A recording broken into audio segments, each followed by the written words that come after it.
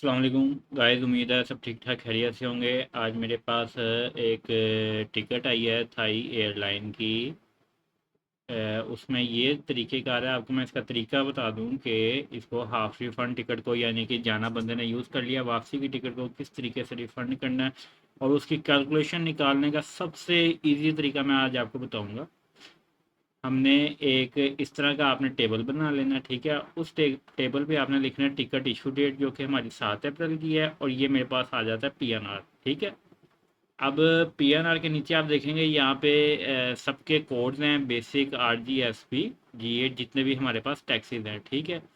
अब इसके आगे मैंने यूज्ड वाले वो टैक्स लिखे हैं जो बंदे ने जाना जो यूज़ कर लिया, ठीक है। उसका तरीका मैं आपको बताऊंगा किस तरह निकलता है यूज टैक्स।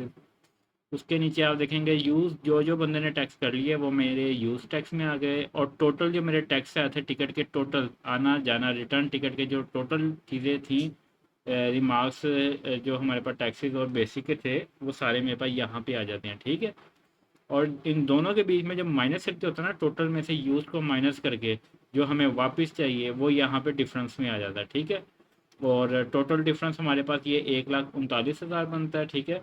अब आपने इस साइड पे कैंसिलेशन प्लेंटी डाल देनी है, जैसे कि जितनी भी है, $100 है, $150 है, यहाँ पे आपने पीकेआर में अमाउंट लिख देनी है जिस भी कंट्री की होगी, ठीक है।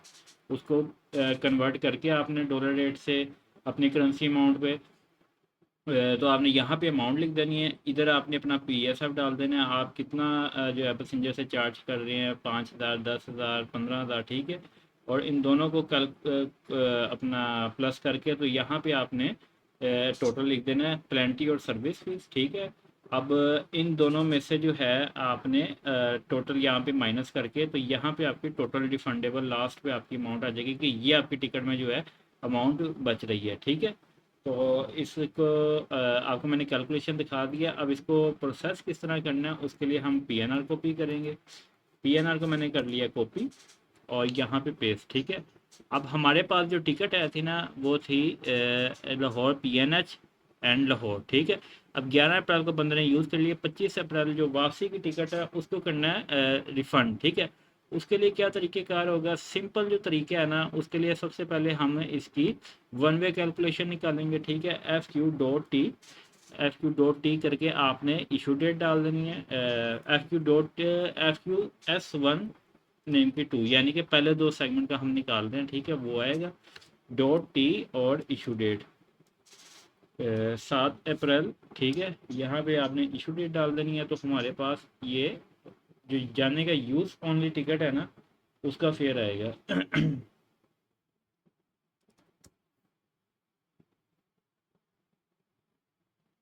हमारे पास जो टोटल टिकट बनी थी, वो बनी थी तकरीबन 3,40,123 की। अब मैं इसको SQL करूँगा, SQL यानी कि टैक्सेस और बेसिक सब अलग-अलग आ जाएंगे SQL की कमांड से, ठीक है। अब ये देखिए मेरे पास 1,46,370 पे बन रहे हैं बेसिक, 1,46,370 यूज जो हैं, ये मेरे यूज वाले हैं, ठीक है। 2,28,574, 2,28,574, 1 2 3, 1 2 3 G8, उसके बाद TS 5978, ठीक है। उसके बाद 27620 और 2804, जो कि हमारे पास YR टैक्स है, ठीक है। अब हम जो है FQ.T और 7 अप्रैल 25 करके एंटर करेंगे और FQL करके इसको एंटर करेंगे।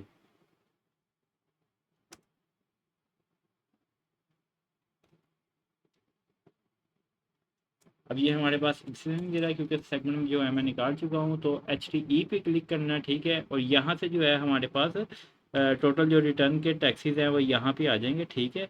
और RGSP ऊपर आ जाएंगे, और ये हमारा जो है इक्वलेंट जो है वो बेसिक फेयर होता है। देखें 2,47,880, 2,47,880, बाकी जो टोटल टैक्स है वो मैंने यहाँ पे ऑलरेडी कैलकुलेशन अपनी बना के रखी है।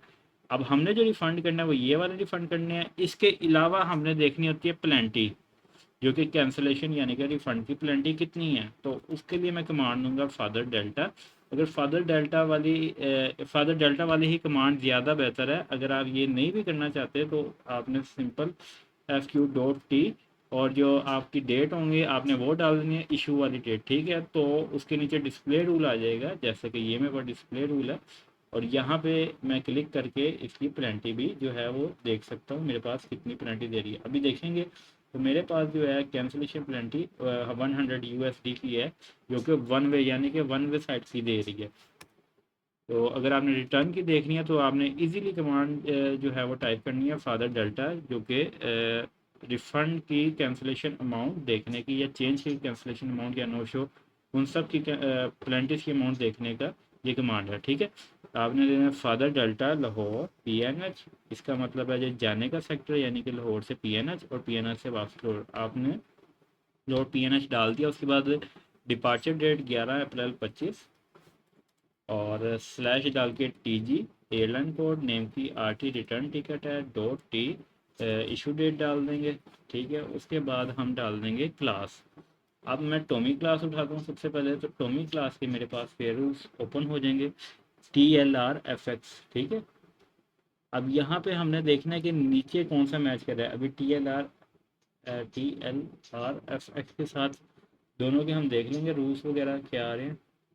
अच्छा, ये मेरे पास कैंसिलेशन आ रही है जो कि बिफोर डिपार्चर 100 USD है। ठीक है, और सेकंड वाले का अगर हम देखें इसमें क्या पेनल्टी आ रही है, तो इसमें भी सेम मेरे पास कैंसिलेशन जो है वो 100 USD ही आ रही है। ठीक है, बाकी आपने नीचे कंप्लीट रीड आउट कर लेना कौन से नॉन रिफंडेबल टैक्सेस है कौन से रिफंडेबल। अभी मेरे पास सिर्फ YR जो है वो नॉन रिफंडेबल टैक्स है, बाकी सब टैक्स जो है उसका डिफरेंस निकाल के मैं रिफंड कर सकता हूँ। ठीक है, अभी ये मैंने टोमी क्लास का देखा है, अब इसके साथ ही मैं विक्टर क्लास का भी देखूंगा रूल्स। अब विक्टर क्लास के लिए भी मेरे पास VLR-ST है, तो मैं दोनों को एक बार चेक कर लूँगा कि यहाँ पे जो है मुझे कैंसलेशन अमाउंट, ये देखिए 100 USD ही मुझे कैंसलेशन अमाउंट दे रहा है। ठीक है, अब जो है मैं सेकंड वाले को देखूंगा, सेकंड वाले का कितना मुझे दे रहा है।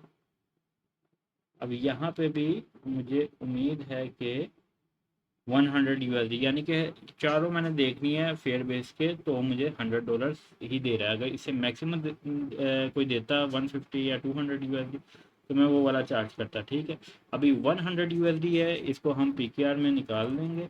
उसके लिए आपने कमांड देनी है FZS USD 100 PKR 28,180 रुपये। ठीक है, ये 28,180 रुपये मैंने यहाँ पे पेनल्टी लिख दी है ऑलरेडी। ठीक है, और अब जो है टिकट रिफ़ंड की हम करेंगे, कमांड देंगे। ठीक है, आपने जो है HT और HTI ये दोनों ओपन कर लेना है, यहाँ से टिकट नंबर कॉपी करेंगे और 7 अप्रैल 2025। ठीक है, Tommy Romeo navy easy ticket number को कॉपी पेस्ट करेंगे, स्लैश करके इशू डेट डाल देंगे 7 अप्रैल। ठीक है, उसके बाद हम टैब टैब दबा के कैश अमाउंट यूज्ड पे आ जाएंगे, तो कितनी अमाउंट हमारी यूज हुई है 146370, 146370। टैप टैप दबा के कैंसिलेशन चार्जेस भी आएंगे जो कि है 28,180, 28,180।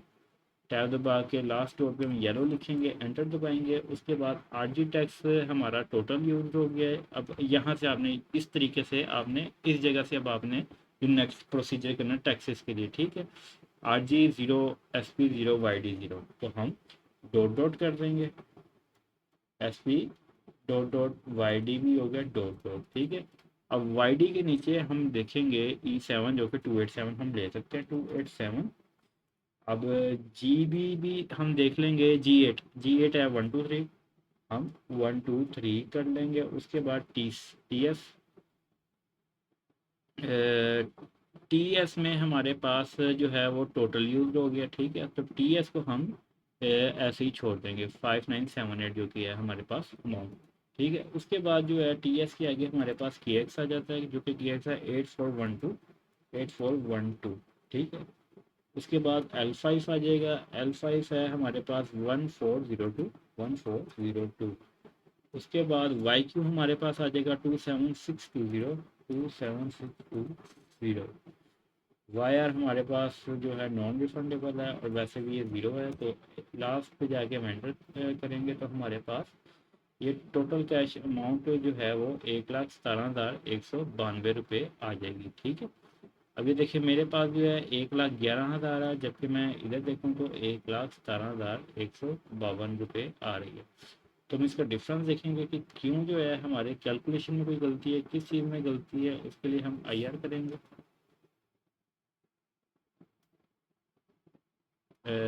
IR के बाद हम जो है इसके FQ.T, ठीक है, और S12.T 7 अप्रैल 25 करके एंट्री करेंगे। SQL करेंगे। अब ये देखिए हमारे पास, मैंने TS अमाउंट देखेंगे 5978। TS हमारे पास कहाँ पे है? 5978। अब यहाँ पे मैं HTE में देखूँ तो यहाँ भी मेरे पास जो TS की अमाउंट है वो कंप्लीट 5978 ही आ रही है। हमारे पास 5978 ही आ रही है।